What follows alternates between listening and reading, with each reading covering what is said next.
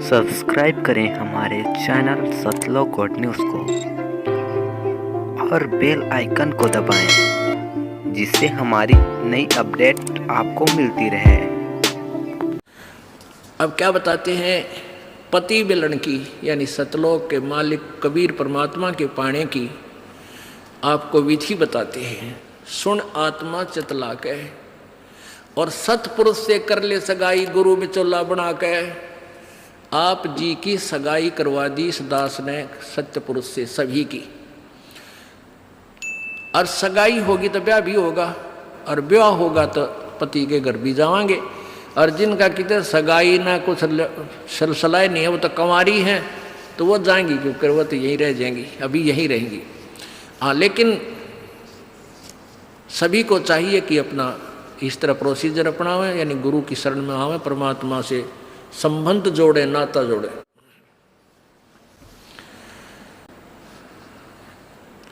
सतपुरुष से कर ले सगाई, गुरु बिचौला बना के, फिर सत्संग बान बैठिए लाडो और दान की मेहंदी रचा के। जैसे बान बिठाया करते हैं, 5-6 दिन बिठाया करते हैं, 6-7 दिन, तो परमात्मा कहते हैं वहाँ वो तेल चढ़वाता है, वो बान नहीं, इस सत्संग रूपी बान में यहाँ बान बैठो, यहाँ आओ, ये राम नाम का तेल चढ़ावांगे आपके, और फिर आपका रंग रूप निकल जाएगा, यानी आपके अंदर परिवर्तन आएगा। तो क्या कहते हैं, सत्संग बान बैठिए लाडो और दान की मेहंदी रचा के। ये लाल हाथ करने से कोई लाभ नहीं है, इन हाथों की मेहंदी दान है। 2 पैसे अपनी कमाई में 10वां अंश गुरु को दीजिए और जीवन जन्म सफल कर लीजिए। और 5 गहने पैर सुहागन, शील, संतोष, विवेक, दया, आधीनी, विनम्रता, और सतनाम की बिंदी ला के, जैसे टिक्की लगाते हैं, कहते हैं तेरा मूल मंत्र ये सतनाम हो, ये सच्चा नाम 2 अक्षर का, जिसमें एक ओम और एक तत् है, ये तेरी बिंदी हो, यानी तेरा ये खास सबसे पहले दिखाई दे कि ये सतनाम उपासी है। आत्मा परमात्मा को जब प्यारा लगेगा तो जब स्वीकार करेगा। और फिर क्या कहते हैं, प्रेम की लाली ला के सुरता क्यों ना पति रिझावे है। ये लाल ओठ करने से कोई लाभ नहीं है, ये तो मूर्खा के काम है। पहले कोई भी ऐसी क्रिया अच्छे घरों की बहन बेटियां नहीं करते थे। इस नकली सी सिनेमा ने, इन टेलीविज़नों ने ऐसा भट्ठा बैठा दिया कि सबको एक सत्र पर गली में ला खड़ा किया। गांव घर में ब्याह होता है, पहले कंजरी नाचा करती, हिजड़े नाचा करती, ये वैसाएं नाचा करती थी। अब बहु अच्छे घरों की बहू बेटियां सरेआम गली में डांस करती हैं, ऐसा बूंदा लाल थोपड़ा करके। तो क्या ये अच्छे कर्म है? ये नहीं करना चाहिए। एक सभ्यता से रहना चाहिए। हम इंसान हैं, वो तो एक समाज का जो बिगड़ा हुआ रूप होता था, वो इस तरह की बकवादियाँ किया करते थे। तो ज्ञानहीनता, मर्यादाहीनता, निर्लज्जता इतनी बढ़ गई समाज में, इसको भी अब सेट करना है। तो कहते हैं प्रेम की लाली ला के, प्यार तो बोला सब बान भाइयाँ थे, सभी भक्तों से, समाज में वो भी कोई बगैर उपदेशी भी रिश्तेदार है, सबसे मृदु भाषा से प्रयोग करे, मीठा बोल है, प्यारा बोल है, ये तेरी लाली है, ये तेरे होठों की शोभा है। फिर कहते हैं जाप अजप्पा जप के अपना दहेज बना लिए। ओह, ये भक्ति की कमाई जो श्वास उश्वास से ये अजप्पा जाप कहलाता है। कहते इसका जाप करके तू अपना ये दहेज बना, यानी धन जोड़ ले, जो आगे लेकर जाना है, दहेज जो अपने पति के घर लेके जाना है। पहले कुरीति थी कि जो लड़की घना धन लेकर आती थी दहेज का, उसका आदर पूरा परिवार करता था। ऐसे हमारे हम भ्रमित थे, अज्ञानता थी। तो उसी दृष्टिकोण से ये कहा गया है कि जैसे अच्छा ज़्यादा दहेज लाने वाली बहु पुत्र वधू अपने ससुराल में आदर सत्कार पाती है, ऐसे ही तू डट के भजन कर, घना दहेज बना ले सत्य अजप्पा जाप का, अजप्पा जाप जप के अपना दहेज बना लिए, अनहद बाजा बाजन लागे फिर खुशी बना लिए। ओह, जैसे लड़की का पता लग गया कि आज ब्याह है, लड़की की का आज विवाह है। अब कई बच्चे बकाया करें, न्यों कहेंगे ए तेरी बारात आ गई, और फिर न्यों कहें कोई ना आई क्यों ना जीवरी है, यानी उसने खजाया करते हैं। तो फिर वो लड़की सोच लेती है बांधन दे ले भौंके जाएंगे। तो कहते हैं जब वो बाजा बाजन लाग जा तब सोच लिए बात लवा लाग ली कि आ गई बारात। तो कहते हैं आप भक्ति जब करोगे तो आपको ऑटोमेटिकली आपके ये ऊपर के यहाँ से ऊपर के हिस्से में बहुत सी आवाज़ें, कई प्रकार की आवाज़ें आने लग जाएंगी। इसमें जो हमें आवाज़ सुनती हैं ये प्राथमिक भक्ति की लक्षण है, अंतिम नहीं है। हाँ, ये भी सुननी चाहिए, सुनेंगी, आपको अवश्य सुनेंगी, ना चाहते हुए भी सुनेंगी। और कभी सुनना चाहो तो कभी 2, 4, 10 मिनट, कभी कभी डेली नहीं, कभी ऐसे कान बंद करके एकांत स्थान पर सुन लेना, आपको सारा साजबाज अंदर बाजता दिखेगा, जिसकी भक्ति इस लक्षण हो गए। कुछ एक को वैसे भी सुनती हैं जिनके पूर्व जन्म की भक्तियाँ होती हैं और फिर धीरे धीरे उनकी बंद हो जाती हैं, आगे कुछ नहीं सुनती, चाहे वो किसी का नाम जाप ले रखा है। तो वो तो ऐसा सुनना, ये देखना तो ऐसा है जैसे आपने बैंक में कमाई करी की और बैंक में पैसे जमा करा दिए, और उस बैंक की कापी ने कभी देखना चाहो तो खोल के देख लो। और ये दूसरे जो पंथ बताए हैं, ये साधना इनकी नाम गलत हैं, और कहते हैं ध्यान लगाओ, मेडिटेशन करो, कान बंद करके, आंख बंद करके, अंदर आवाज़ सुनो, शब्द सुनो, ये कोई फायदा नहीं। अब जैसे धंधा करता नहीं और बैंक में जब पूर्व जन्म की पहले की जो डिपॉजिट है 20-30 हज़ार, उसने रोज देखे जाने कहाँ 20 हज़ार हैं, और 20 हज़ार में काम तो ना चले, फिर वो निकलवाने भी उसी में तो पड़ेंगे, वो एक दिन जीरो हो जाएंगे।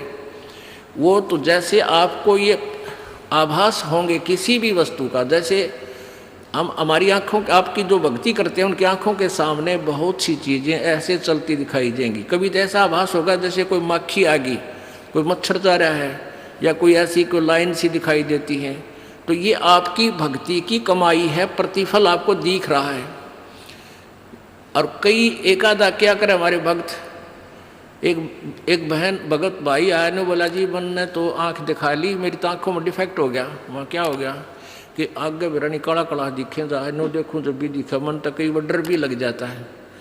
और डॉक्टर का इसका ऑपरेशन करेंगे, रमा भले आदमी क्यों आँख फुड़वावे, ये तेरी भक्ति की कमाई दिखाई दे रही है, तेरी जो बैंक में जमा कराए हैं वो कापी में दिखे तेरे को, ये तो भगवान आत्मा ने दिखेंगे बेटा, जिनकी कमाई शुरुआत हो चुकी है। जेता अंजन आंजी ये चश्मों में दिखंत न बोला सचमुच में, कहा सचमुच, फिर खुश हो गया रहे तेरा गजब भैया। तो ये जो सामने दिखाई देते घबराना नहीं, बहुत से भ्रमित हो जाते हैं क्योंकि बार बार ये दास नहीं बता पाता आपको। तो प्रत्येक सत्संग में आओगे तो कभी ना कभी हर पहलू पर विचार विमर्श दिया जाता है। तो घबराना नहीं है, ये आपकी आंखों के सामने कोई वस्तु दिखाई देगी, वो आप ही बताओगे, दास बताओगा तो तुम झूठ भी बोल दोगे। तो वो आपकी जितनी कमाई है वो अपने आप बढ़ती जा रही है, उसका लेवल बता रहा है।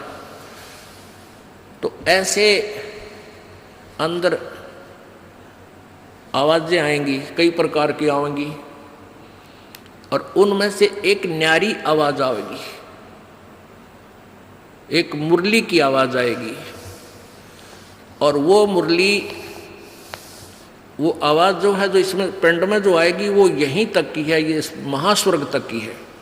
और जो वास्तविक धुन, वास्तविक जो आवाज़ है वो इस अंड और पिंड से पार है, वो सतलोक में है। वो वहाँ जाकर आपको वो बात बाहर सुनाई देगी। यानी इस शरीर से एक जब आत्मा भक्ति से परिपूर्ण हो जाती है तो इस शरीर से बाहर भी हो जाती है। तो उसको सुनने के लिए ऐसी स्थिति आ जाएगी अपने आप, जैसे आपका शरीर यहाँ बाहर खड़े हो गए, और फिर वो आवाज़ आपको उस सूक्ष्म शरीर के माध्यम से सीधा कनेक्शन उस सतलोक से हो जाता है। वो परले पार वाली मुरली आवाज़, वो धुन वो झनकार अलग से सुनाई देती है। फिर सेकंड के बाद आप उसी शरीर में होते, आपको पता भी नहीं कि मैं बाहर गया या अंदर ही था। वो बहुत बाद में जाके बहुत लेटेस्ट स्टेज पे ऐसा होगा, पर ऐसा हो या ना हो, आप जैसे दास बताओ, ये खुराक खाते रहो, रोग कटेगा, ये साधना करते रहो। तो क्या बताया है, जाप अजप्पा जप के अपना दहेज बना लिए और ये अनहद बाजा बाजन लागे, फिर खुशी मना लिए। फिर मान लिए खान तेरी भक्ति चल पड़ी, निकट लागली बात आगे लेने, यानी बरात आगी। आवे बिरहा कबीर लेने, खुश होकर चालिए और प्रेम की बारिश होने लागे, फिर मलमल नहा लिए। जैसे आपने कल सुना था, बिना प्रेम पावे नहीं चे करोड़ समाधि ला। होय होय, जैसे सूरज के आगे बदरा ऐसे कर्म छयारे, प्रेम की पवन करे चित मंजन झलके तेज नयारे। प्रेम की पवन, परमात्मा के प्रति इतना प्यार उमड़ उमड़ का अब आपके हृदय में रह के, जरा सी बात मालिक की चले आंखें भरे आऊँ आपकी, कुछ दिन में ऐसी स्थिति आ जाएगी। तो ये प्रेम की पवन चलेगी। जैसे सूरज के आगे बादल होते हैं तो सूर्य का प्रकाश निष्क्रिय हो जाता है, और जब हवा तेज चलती है बादलों को इधर उधर फेंक देती है तो सूर्य का प्रकाश ज्यों का तो सामने चमक रहा होता है। ऐसे परमात्मा और अपने बीच में, आत्मा के बीच में पाप कर्मों का गरावा यानी बादल छाया हुआ है। इस प्रेम की यानी सब भक्ति जो क्रिया आपकी होंगी, दान करता आदमी को इतनी खुशी होती है उस दिन कोई ठिकाना नहीं। और 10 रुपये चोरी कर ले, आत्मा खुश नहीं हो सकती, चाहे 20 लाख चोरी कर ले। और 10 रुपये, 20 रुपये, 1000 रुपये, 2000 रुपये आप दान करने की चेष्टा करते हो, पहले उमंग भर लेती है, और दान करे पाछो तो न्यारी खुशी होती है। तो ये तो क्या बताते हैं, ऐसे जो सब क्रियाएं आपसे कराई जा रही हैं, इनका उद्देश्य है कि आप में इतनी विनम्रता, इतना प्योर हार्टेड हो जाओ आप कि मालिक के प्रति जरा सी भी चर्चा चला आँखों में पानी आने लग जा, गदगद हो जा। कहते हैं प्रेम की पवन करे चित मंजन, फिर झलके तेज नयारे। तो यहाँ क्या बताया कि प्रेम की बारिश होने लगे, फिर मलमल नहा लिए। यानी ये लक्षण बता रहे हैं, एक भक्त में रह रहकर ऐसे लक्षण आ जाएंगे। एक बुढ़ा आवे मेरे पास, नाम ले रखा उन्हें साल भर से। वो कहता है जी मैं नाम जपन लागू, मैं रोने लग जाऊँ, मेरा रोना बंद कर दिया। राम तो रोना शुरू करवावा तो बंद करवाना आवे, ये तेरे भाग जाग रे भले आदमी। नो कहना शर्म आवे, लोग नो कहीं अच्छा आदमी नाम लेने लगे तो माई लोग की सुनेगा तुम्हारी सुनेगा, नो बता। तो इसे ओपन कर्मी प्राणी है, बुढ़ा आदमी 65 साल का होगा, भगवान का नाम मिल गया, पिछले संस्कार से ही होता सारा कुछ। और ईब नो कह नाम लेने लग गूँ, मैं तो रोने लग जाऊँ। अरे तेरा जी भी भगवान ये सब ने देसा रोना हमारे भगता ने, आँखें में पानी आवे, मालिक की चर्चा हो, ना द्वेष हो, ना राग उठे, ना कोई चोरी करने जी करे, ना कोई जारी करने जी करे, ना बुराई मन में आवे। ये ऐसा जो धुन लग जा। फिर कहते हैं सार शब्द का सुरमा गा लिए, जब पति न भावे। सार शब्द यानी जो असली मंत्र आपको दिया जाएगा वो सुरमय जैसा होगा, वो एक न्यारी आपकी जो है ना पहचान बनेगी, उस पर न्यारी जो है ना अलग से आपकी एक और सुंदरता बनेगी। यानी परमात्मा को आप और उस मंत्र सहित और अच्छे लगोगे जिनके पास ये तीनों मंत्र होंगे। कहने का भाव ये, आदिन्नी की मांग बरा ले तो चलिए नाड़ झुका के, विनम्रता, अभिमान खत्म हो, विनम्रता आवे, और सबके साथ प्यार से बोले, आकड़ नहीं पाड़े। ये लक्षण हो जाने चाहिए आपके अंदर। आदिन्नी की मांग बरा ले, ये जो मांग आप सिंदूर डालते हैं ये आदिन्नी तेरी मांग है। और चलिए नाड़ झुका के, यानी नम्रता से रहना, नाड़ झुका के चलना, नम्रता से पेश आना। और संत समागम बरात तेरी तन ले जावेगा ब्याह के। अब ये सत्संग रूपी बारात है, आत्मा को यहीं से श्रृंगारा जाता है, यहीं से इसको तैयार किया जाता है, ज्ञान सुनाया जाता है। तो ये परमात्मा, सत्संग में आने वाली आत्मा ही परमात्मा के पास जाएगी। यानी ये बरात वाले ही, बरात ही समझो उस मालिक की है। संत समागम बरातरी तन ले जावेगा ब्याह के, सुरत नृत है डोली तेरी। सुरत और नृत ये आत्मा इनके साथ चलेगी और बैठ सुन शिखर में जाकर यानी सतलोक में जाकर बैठ जा। और मकर तार का खेल कांगना अलल ध्यान दचा के। अब कांगना खेलते हैं ना, जैसे यहाँ एक मोटा बांध जा, दूसरा मोटा बांध जा रहे नाला और कई गांठ ला दें, फिर नहीं कहेंगे पूरा देवर खोल लेगा इसने, कांगना खेल लेंगे ना खुल जा उपरण के फंड होया करना लंबा चौड़ा सिस्टम। तो परमात्मा कहते हैं अब मकर तार का खेल कांगना, छूट ना जा आते हैं, छूट गया वो हार जाएगा। तो उस मकर तार का ऊपर से जब आत्मा यहाँ से चलेगी, परमात्मा कई तरीके से इसको कहीं किसी स्थान पर किस तरीके से आपने जाना है, तो आप कई बार एक आध बार कभी ध्यान वैसे ही कुदरती लग जाता है, बैठ जाते हैं, कभी आंखें खुली है तो भी बंद हो जाती हैं। और कई बार ऐसा होगा कि एक मकड़ी के तार जैसा आपको लंबा स्ट्रेट बहुत, उसका कोई और छोरा आप नहीं देख सकोगे, ऐसा तार सा नजर आएगा, उसको मकर तार कहते हैं। उसके साथ लग के आत्मा जैसे मकड़ी उस तार को पकड़कर ऊपर चढ़ जाती है, ऐसे वो मकर तार का आपको दिखाई देगा जब चलेगी यहाँ से आत्मा संसार छोड़ के। तो एक मकर तार का मार्ग आपको मिलेगा, उसके साथ चलना, उसको छोड़ना नहीं, तो उधर नहीं जाना, नहीं तो मार खा जाएगी। तो ऐसे ही वो कांगड़ा खेलते हैं, जब दोनों और दाव लगा देते हैं, तू खोल गया तो तू हार गया, हारगी। तो ऐसे अपने अपनी जबरदस्ती से उसको पकड़ लेना है उस मकर तार के, उस मकर तार को। मकर तार माने मकड़ी का तार। ऐसा एक रास्ते में आपको ये गाइडलाइन होगी कि इसके साथ साथ चल, भ्रमित ना होना सतलोक जाने के लिए। वो कुछ समय कुछ स्थान तक मकर तार है, उसके बाद फिर परमात्मा का अलग से मार्ग है।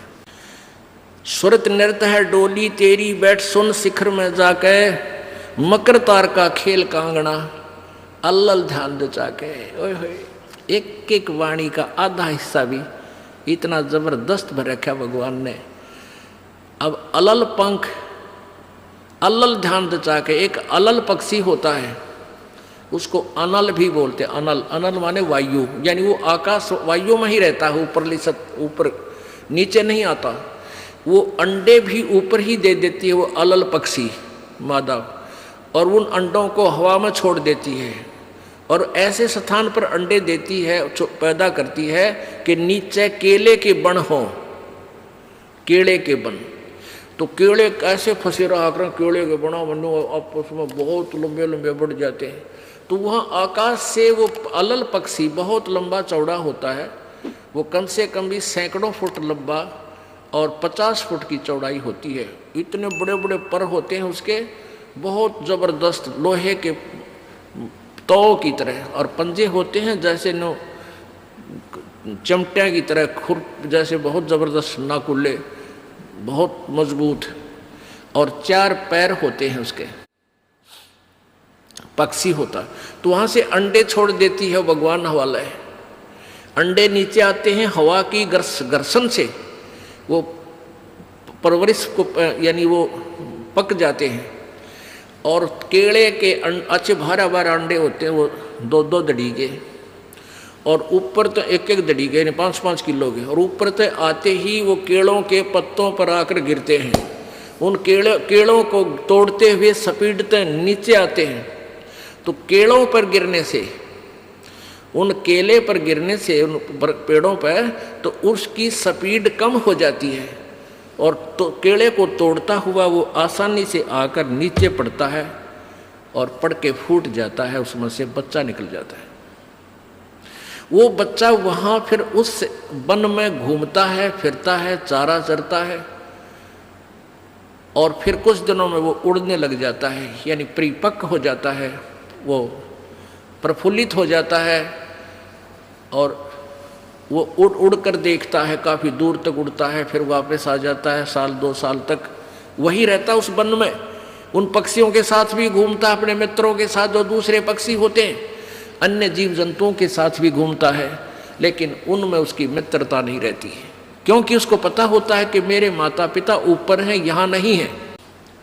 पुण्यात्मा, ये बहुत ही उत्तम ज्ञान है और छुपा हुआ ज्ञान था, ये तत्व ज्ञान है।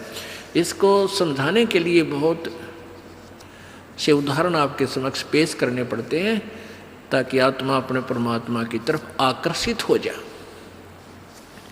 आपने कैसे रहना इस संसार में, ये अलल पंखी के अलल पक्षी के बच्चों की तरह। अब वो यहाँ आए, यहाँ आसपास उस वन में पक्षी पशुओं के साथ रह रहे हैं, लेकिन उन एक पल भी वहाँ जाने को नहीं बोलते कि एक बार हम उड़न जोगे हो जावा, उसी दिन भाग जावांगे यहाँ से, हम जवान हो जावें तो उसी से में चल पड़ेंगे। तो जब वो युवा हो जाते हैं और खूब उड़ने योग्य हो जाते हैं तो चलते समय कहते हैं 5 हाथियों को वो पक्षी अलल पक्षी ऐसे लटका, क्योंकि उन केड़ों के वन में हाथी के भी झुंड के झुंड होते हैं, वहाँ होते थे पहले समय में, तब बने ना रहे, तो वहाँ झुंड के झुंड हाथी होते हैं, नो एक दूसरे के सट कर चला कर सैकड़ों की संख्या में, कई झुंड। तो वो अलल पक्षी उनके ऊपर झपट्टा मारता है और उसके इतने तेज वो होते हैं 1.5 फुट के पंजे, और उनको ऐसे फंसा लेता है चारों हाथियों को, 4 हाथियों में, 5 और 5वें ने नोक मुंह के साथ। कहते 5 हाथियों को उठाकर वो अलल पक्षी आकाश में चला जाता है अपने माता पिता के पास, और फिर उनका आहार लेकर जाता है, वो आहार उससे उनसे करते हैं। तो अब आप यहाँ आए हो, अलल पक्षी की तरह ध्यान रहे। एक पल भी वो पक्षी का बच्चा अपने माता पिता को नहीं बोलता कि मैं यहाँ का नहीं हूँ, मेरे तो ऊपर है माता पिता, और जब मैं यहाँ से जब जाने जोगा हो जाऊंगा 1 मिनट में चल पड़ूंगा। तो आप उस अलल पक्षी के बच्चे की तरह यहाँ अब तैयार हो, अच्छी खुराक खाओ राम नाम की, और मजबूत हो जाओ, और चलते समय इस राम नाम की कमाई लेकर ऊपर चलेंगे। अब कहते हैं अलल ध्यान जचा के वो पक्षी का बच्चा एक पल भी वो यहाँ रह ही नहीं सकता। उसको ये पता होता है, कॉमन सेंस होती है कुदरती, कि मेरे माता पिता वहाँ है, जिस दिन मैं यहाँ से जाने योग्य हो जाऊँगा एक पल नहीं रहूँ यहाँ पर। तो ऐसे आपने ये हर दिन उस सतलोक में जाने का अलल पक्षी की तरह यू ध्यान लगा के वो जचा के रखनी है, इसको भूल नहीं पड़ने देना। मकर तार का खेल कांगना अलल ध्यान जचा के, और बैठ विश्वास सेज बिछा के, जो शब्द छैल आवे है। पुण्यात्मा कहे कबीर सुनो भी साधो, मैं तो हूँ विश्वास में। जो क्रिया जो साधना आपको बताई जाती है, वो साधना वो है जो सब सदग्रंथों में प्रमाणित है, और वो है जिन महापुरुषों ने परमात्मा पाया, उन्होंने भी यही क्रियाएं की।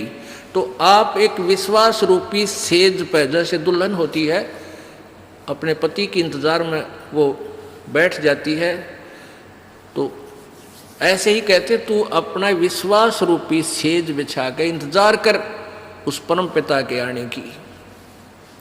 विश्वास तेरी सेज है, यानी तेरा विश्वास है तो मालिक आवेगा, और विश्वास नहीं है तू वहां से चला गया कि तो फिर पति कहाँ मिलेगा।